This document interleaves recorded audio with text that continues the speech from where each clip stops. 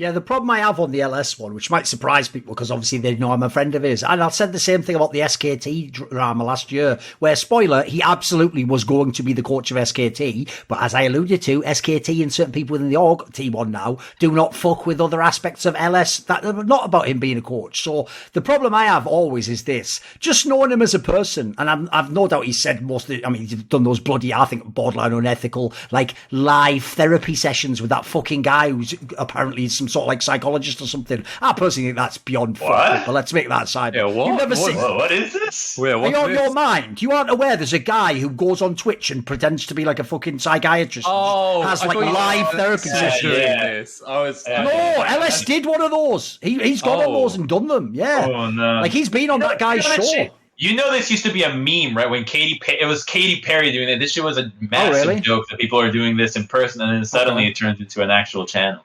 Like, listen, I don't know that guy's status. Maybe he actually does have the qualification. But I just personally think it's a bit dodgy to sort of like lure people in to do that publicly. And then when you're going to talk about all your insecurities and your by the way, spoiler, the internet is a faucet of shit directed at your soul. Why would you give those people the blueprint and the fucking map to destroy you utterly? But anyway, that one side, my point is, like, if you know LS as a person, he's a very troubled individual because of the life path he's chosen. And by the way, he's also in an incredibly high pressure job. Like, if people don't know it leaks out all the time on social media. He's a guy who just wrecks himself with his sleep schedule and how much work he does in a day and how many things he tries to fit in. Basically, he's the guy who can't let any one aspect go because he thinks he's sort of like, it's like FOMO. It's like, fuck, what if I let that go and then someone else gets ahead of me? Right, first of all, that mentality will break in a coaching job. Like, coaching is the worst gig ever for that because sometimes you're doing an amazing job. Let's say you were doing such an awesome job, but some of the effects are only going to kick in 3 weeks from now. Doesn't matter. Every week you lose, you're an idiot, a moron, you should be fired.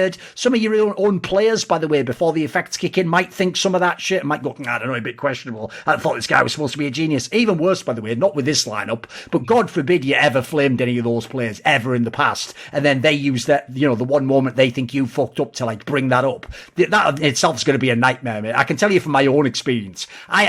I can't get that fucking second beer in an after party, Rich, because it's like a fucking swarm of loser pro players in Counter-Strike who've just had their third beer. They see me and it's like fucking Terminator. They have to come and start debating me about Counter-Strike, even as I'm explicitly telling them, I don't want to talk about Counter-Strike right now. It's not the venue. And secondly, I might have to take you outside if you don't fuck off right now. But I'll tell everyone straight up a spoiler for this episode, right? It's going to be talking about, you know, this is like the polite way you do it if you're doing like a public lecture, like, what is the role of AD carry in the League of Legends meta game?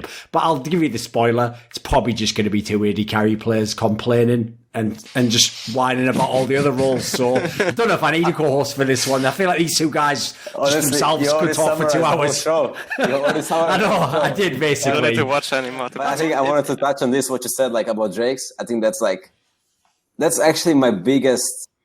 I spoke with several pro players about this actually, because I was when I was on break, etc. Everyone said that the game is really dull because of that reason. I think Drake's ruined the game completely since last year. Like, for example, let's say like last year, there was this stats one versus SKT. They won a game with giving up 5 dragons, and like people are like, oh, it's never been seen before, but you could actually play the map. Now it's like so fucking boring. Like, forgive my language, but it's so fucking boring. The game is so trash. You go 5 people dragon. Then you go 5 people middle wave, then you go 5 people herald, then you go 5 people mid, get 1 or 2 turrets, and then you base. And then you wait for next one. And it's like, you can't play the map, you can't split push, and as much as like, it was boring to play against assassins who one-shot you could still outplay them, you could still play the map, you could still like, get better ways to teamfight, like different ways. Let's say, even like what Reckless was really good at, for example, he was really good at losing lane, or let's say... We get what you mean. Yeah. I think you get frustrated with the lack of trust, with like having to change it up constantly. Like, you're constantly changing who you're working with. So like CS, you're going through a whole routine. I think you get more frustrated by getting paid late, but okay. Oh, well, all right, that's a whole different fucking option. That's a whole different issue, right? You still didn't say your 2016 Katowice the moment. Oh, my like the best part of that? No, your favorite memory of getting fucked. on that 19. Well, the thing is that I was a commentator back then, boys. So you know, that's right. You did your best. Let's not open that. Let's not open that. Yeah. Speaking of trigger points, Yanko, the whole thing where Semler made the whole scene great for himself for a solid year and a half, while we were all still stuck in the fucking mines doing 90-hour days. We'll get into Starladder. We'll get into that Starladder. I was pushing with TOs. I was pushing with TOs where we needed more analysts so you guys could have a rotation too. Wasn't like I was just, yes, mine me my gold, and I want a solid gold watch. No, listen, Semler's right. Like, he used to go in there and go, listen, guys, I want twice the day rate. I want to work a third as much. And you know what? I also want all these analysts to get a break. And they go, right, we can give you the first two. We can't do the third. He goes, I did what I look like analysts. That's it. We've got to have a compromise somewhere. What are you talking about? Semler, can I ask you something, Semler, right? I remember you are on camera now, right? Does it at all trigger you that you're the one who has the rep surrounding them, that you're the one who pushes the rates up all the time and you're really money hungry and ruthless when it comes to money, when you were partnered with Anders, who basically was just using you as some sort of fall guy for about 4 years or something? And then I come in one week and then they're like, where's Jason? And they're like, what do you mean? And I go, but he does E-League though, and then they go, no, we got Scoots for you this week. And I go, so Jason's getting a week off this event. He's flying out to that other event. He's doing that event. And now I'm with Scoots. And there's a kicker here because there's a story about Scoots that I'm going to tell, right? Because it was on air. So I'm not revealing anything private right now. This is a funny story. And people forget this story because we actually helped Scoots out and played it out and styled it out, right? So when Scoots was on the desk with me, even though we told him, Scoots, you are a legend in the scene. Everyone knows you. You're part of the furniture. Just come on the show, give any comments you want to give thoughts about the E-League, give thoughts about the teams. You can talk about anything, but because Scoots thought in his brain, I'm being hired to replace Jason, he came along with loads of pages of notes that he'd done. He'd done notes on every stat of both the teams and win rate on all the maps and even which side they're winning on. So when Richard throws to him on one of these segments, right, what do you think about this team here? He starts just reading off these pieces of paper, 72% win rate on CT side of Train when they get it first time, but this time when they go to Mirage, might have some bit. And then as he said all this, right, out of nowhere, he just goes, that's the wrong sheet. And then he just for 1 second, he looks among the other sheets and then he obviously realizes in his brain, there's no way I'm going to find the sheet in 1 second and start seamlessly reading off. So he just literally stops talking and then we're all just it's okay, Scoots. Yeah. So anyway, the teams are going to go but he just completely lost it for a minute. Oh no. That did make me die inside a little bit. That is so good. Back to the point of buyouts. I just want to know. I know you can't give specifics, but if you took the top 5 buyout prices you heard, what's the average price across the top 5 buyouts in North America or everywhere? Why don't we do one for North America and one for Europe?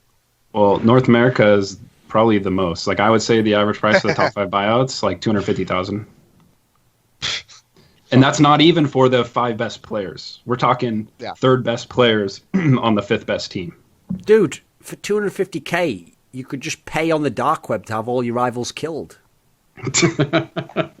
Why buy a player for that? It might not even work out. You pay on the dark web, but they definitely die. Again, I just want to retract that. I'm not saying that people should have all of their rival team killed on the dark web. For a start off, waste of money. Just have a couple of the star players killed. So $250,000 for the 3rd best player or the 5th best player on the 3rd best team, whatever the fuck it was in North America. What are the European buyouts? I would say 150,000, 100,000. There's significant. I wouldn't say significantly less, but a lot less average wise. Sunny going to Mouse Sports was cheap, super cheap, under 100,000. So you could buy Sunny for Mouse Sports, or you could buy a souped up car that could be stolen. Yeah. Which would you prefer? I'd rather drive around in Sunny for Mouse Sports. You can't even steal humans. Well, you can. Human trafficking and that. Again, I just want to retract that. I don't think people should human traffic Sunny for Mouse Sports. Although in many ways Penta did. They actually received money to send him to Mouse Sports. Obviously, by the way, how has no one made any jokes yet about the fact that Germany is just constantly importing humans to their country? And yet, ironically, Sweden haven't really opened those borders, have they? Yeah. No. Haven't really brought anyone in. By the way, I actually think this will sound like a big topic, but I do think after looking at what's happened with like FaZe, etc., that is the obvious solution. You can't sit around like the French scene and the Swedish scene did, where you're like, oh, we need in-game leaders. Who are you going to get? We don't have any, so I guess no one, and just keep doing this for 2 years. No. Well, at that point in time, I get it. If you had a Swedish guy, it would be better to have 5 Swedish players. Maybe Shox is just a butterfly dreaming he's a man who's an in-game leader because his surname is Papillon, which means butterfly in French. Does it really? It does. It's true. That's what it means. It doesn't mean he actually is a butterfly dreaming he's a man, but that's kind of your wheelhouse there, simulation. Yeah, I mean, I'm all in. Maybe this is just all the dream of Shox. Do you guys remember that? If it is, though, why do you keep dreaming me just abusing your mate Smiths all the time? That's kind of fucked up. Why are you doing that, Shox? It's your fault. Everything I do is Shox's fault because it's all a simulation in a dream where he's a butterfly dreaming all this up. Evil bastard. So unbelievably convoluted. Also, why did you dream up ISIS, Shox? Fuck you. This is a disgusting dream. Have a nice dream, you evil bastard. Listen, do you remember They behead people, Shox. Why are you dreaming about that, you mad cunt? So, obviously, our guest for this one is going to be Dust, who is technically available for work in Valorant if people have any good events. He wants to do them. He likes the game. He does follow it. He does his homework. And look at what more do you want? I'm giving him a good rep. Giving him a good fucking review here. It's pretty good. Also does CS as well, by the way. If you're from CS and you're going, oh, it's just still around. He's available also for CSGO. That's right. You can hire him for that game too. And also, by the way, just a random thing I'll put out there. Listen, I'm not trying to make it sound dress, but he also will do talk shows. If you ask him, he'll do them as long as they're good. So versatile. Exactly. Just available. That's all you need to know. If you're wondering about Dust, status available. Right, what about this then? A more fun one to talk about, in my opinion, is the TSM roster. Because this one obviously was, I mean, you could tell on their end, it was a nightmare during the off-season. Like, it was some sort of mad shit where they were trying to, like, spin a bunch of plates all at once. And bizarrely, at the end, they got most of the plates, but then there was this weird scenario where it's actually very, very bizarre because normally, I actually think Reginald's done some pretty good moves over the years. I actually think, like, signings isn't one of his worst areas. He's had some that haven't worked out, certainly.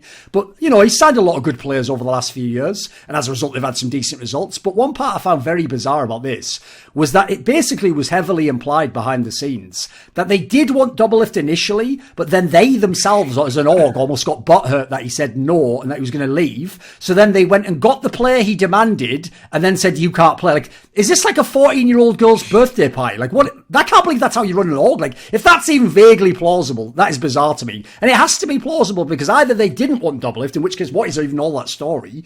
Or they did and this is what happened. So I find the Beatles said they get by with a little help from their friends, but I get by with a little help from my Patreon community. And this video was kindly supported by Matt Pugnatio Rajcula, Ahmed Hadjou, Bot Pounder 420, Tooorin, Animosity, Tobias Bernasconi, Jensen Goh, Tosh, and a special thanks always goes out to my main man Jerky's Minion. Would you like to ask me a question in my monthly video AMA? Do you want teasers to find out who are the upcoming guests? Maybe you want to take part in one of those lengthy but intense esports discussions I have with my donators, or maybe you want to suggest a guest or a topic that I could cover. Well, if any of those tickle your fancy, put your money where your mouth is and join the Skrilluminati today, where in the description box below there is a Patreon link.